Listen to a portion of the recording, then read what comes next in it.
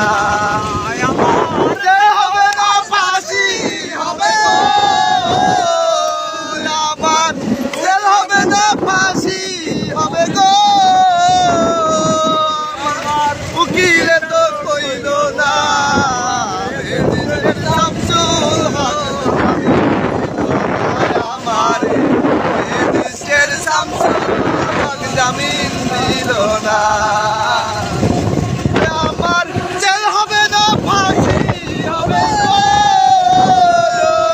আমার জেল হবে না ফাঁসি হবে গো আমার উকিলে তো কইল না দেশের শামসুল হক জামিন দিল না আমার